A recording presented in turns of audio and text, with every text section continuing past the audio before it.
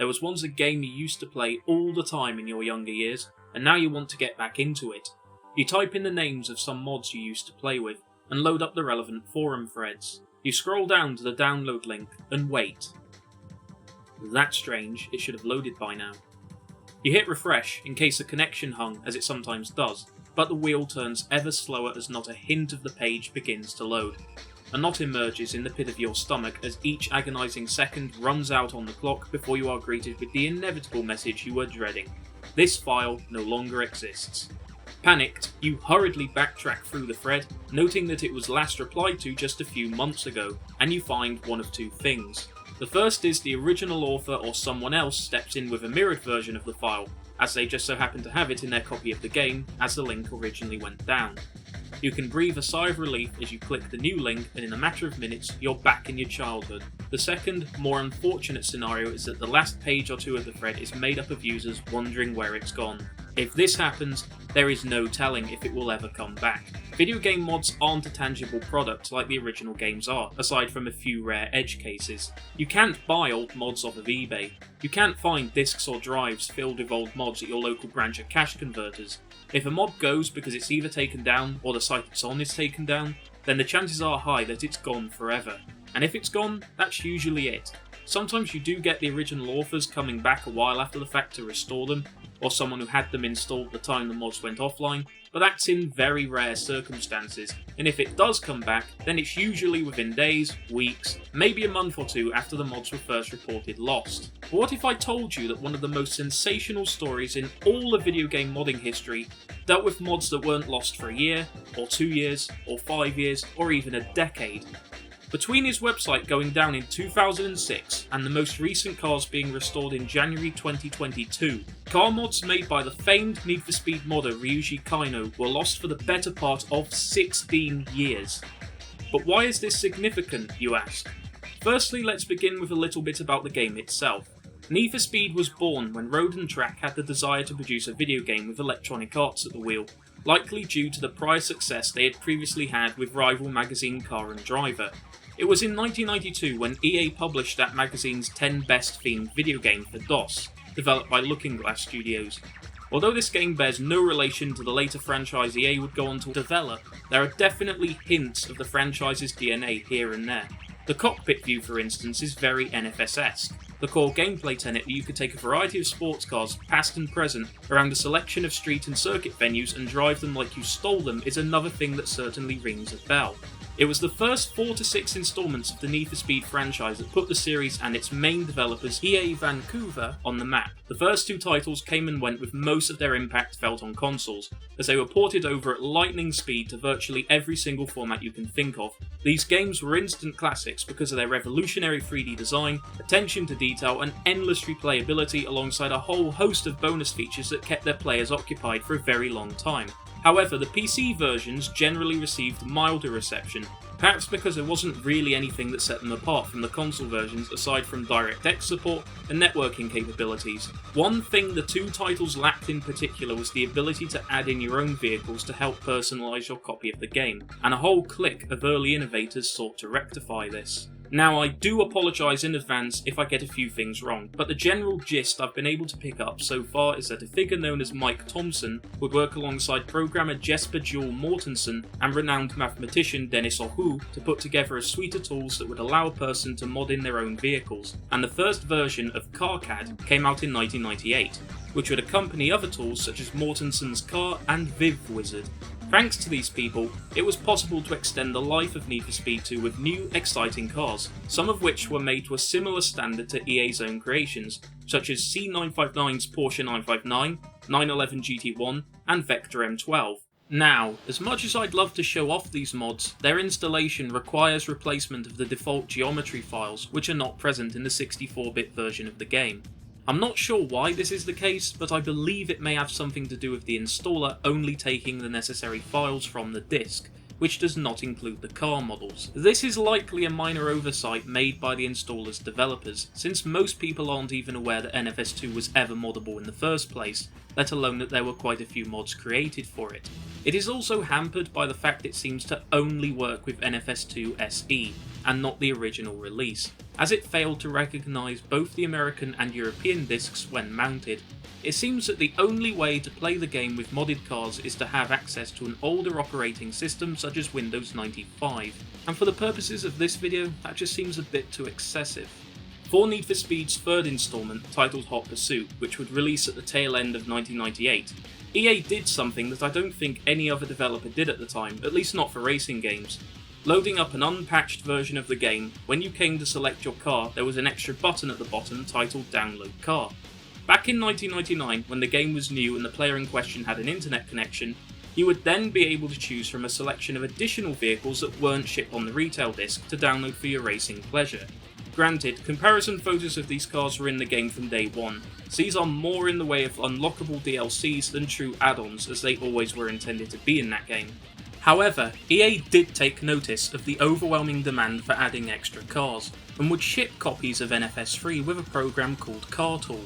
Aside from being difficult to use, it showed that EA were at the very least open towards the idea of the community doing what they liked with their copy of the game, and their efforts to support them did not go unnoticed, as many more people began trying their hand at creating new cars that EA otherwise couldn't or wouldn't include, and the first few hundred cars flew off virtual shelves throughout 1999 across a whole plethora of websites. Now I will admit a lot of these cars, and by this I do mean an awful lot of these cars, were very hit and miss, to put it bluntly. Almost all of them were low poly, edited out of the default meshes, had body textures edited in MS Paint, and either bore default physics or a heavily broken adjusted set. After a year had passed, however, and people got a greater understanding of the file formats, along with better tools accompanying these modders, it wasn't long before there was a variety of vehicles that EA had not made that were actually superior in terms of polygon count, accuracy, and the addition of visible interiors, which would not be introduced until the following game. But there is one name in particular from that era of modding which stood far, far taller above the rest. That name was Ryuji Kainoh. If you played a moddable racing game at any point between approximately 2000 and 2005, you could not escape the work this man did, even if you didn't play Need for Speed. If you played Midtown Madness 2 for instance, you'd frequently spot conversions made of his cars. If you played the Invictus and Codemasters off-road title Insane, and you wanted a rally car, chances are it would be a conversion of one of Ryuji's works you'd be driving. In addition, his cars were particularly popular for Acclaim's well-renowned RC car title Revolt, and many such conversions of his work were made over the years. With these cars spreading far and wide, far beyond the Need for Speed franchise, the modding community soon took his name to heart. He would launch the first incarnation of his own website in early 1999, though unfortunately no snapshots of this first website exist. He would eventually move to a more permanent host towards the end of the year. Similar modders, such as Ben Trapp for instance, would also take this route, as it gave players more direct access to their mods and gave them a sense of officiality. What helped Ryuji immensely is that he was also very quick. He would often beat automotive manufacturers to the punch at getting their latest models featured in a racing game, by months or even years. Unfortunately, Ryuji was not a man of the people, as modern community members often are. Sure, IRC existed at this point, as did email, but back then, many mod creators would live self-contained in their own bubble. As a result, Ryuji hosted all of his cars on his own website, as was common at the time, rather than sites such as NFS Cars or NFS Add-ons, two of the more major add-on sites that weathered the test of time, though the former has been on life support since 2016 if I'm being totally honest. Now, some fans of his work had the foresight to know that his website would not be online forever. To this end, a few of Ryuji's more popular cars were safely backed up on NFS Cars, but it's unlikely Ryuji made these uploads himself and left big holes in regard to his compiled works up to that point. In addition, Kainoh had started to lose faith with the NFS community and was growing disgruntled over his cars being ported between the two titles without his permission. With Hot Pursuit's successor, High Stakes, releasing in 1999, Kainoh would decide to deal with mod piracy in his own unique way, after many of his cars were illicitly ported to the title without his permission when they had no high stakes equivalent. He would give his cars a 3D cockpit, immediately improving them, which these conversions had previously lacked, and in doing so gave them an attribute that was not standard on any default vehicle, a racing driver wearing an all-red helmet, in place of the more casual Hank Hill-esque driver with sunglasses. The red helmet was unsightly and gained a stigma amongst the community, but something Kainoh felt was necessary to assert that what you were driving was his legitimate creation and not an illegitimate conversion. The variety of cars which Ryuji produced, though admittedly formulaic at points with many variations of the then present Porsche and Lamborghini lineup being made representing a myriad of tuning brands, was unrivalled. He made obscure concept cars along with the most mainstream sports cars. He made economy cars and elite luxo barges. He made vans, he made trucks, small cars, big cars, very big cars, and a whole squadron of police cars. Though there were a lot of gaps that Ryuji had not catered to, in his time he would design over 300 different cars, making him by far the most prolific author of Need for Speed mods by a considerable margin. By November 2002, after 3 straight years of success, Ryuji's work was basically done. He re-uploaded every car he'd made to that point with a whole bunch of updates before releasing a series of Lamborghini Countaches in January 2003 and bid his final farewells. After he officially retired from modding, there were a few hiccups after this, including a couple times where his website went temporarily offline before coming back on the air. Interestingly, his website would be briefly hijacked by hackers in late 2004, but it would also soon be restored. However, at some point around the spring of 2006, Ryuji Kainoh's website went down for good, and this time there would be no swift recovery. In one fell swoop, hundreds of classic Need for Speed mods were reduced to digital dust, presumably to never be seen again. In the immediate months and years that followed, there would be a concerted effort to restore as many of these cars as possible, but the first few hauls really dug up nothing significant. By the end of the 2000s, of the approximately 320 vehicles Ryuji produced, not including the 100 or so modified variants of which many unfortunately remain lost to this day, there was but a sliver which remained extant, and even canvassing the hard drives of long-term members yielded little in the way of results. However, near the beginning of this ordeal, there was a small ray of light that went largely unnoticed. A member by the name of Scotty, who was a renowned converter within the NFS community, made a couple of posts insinuating that he had all of Ryuji Kainoh's cars. Now unfortunately, NFS Cars forums were shut down for good not long after the website's 2016 revival as a mod archive, and the Internet Archive's coverage of the NFS Cars forums are virtually non-existent and so are useless. From what I can recall, little attempt was made at the time to contact this individual and verify his claims. In the meantime, there were 3 things which, when compounded together, significantly hampered recovery efforts of Kainoh's cars. The first of these was the amount of time that had passed since their original release.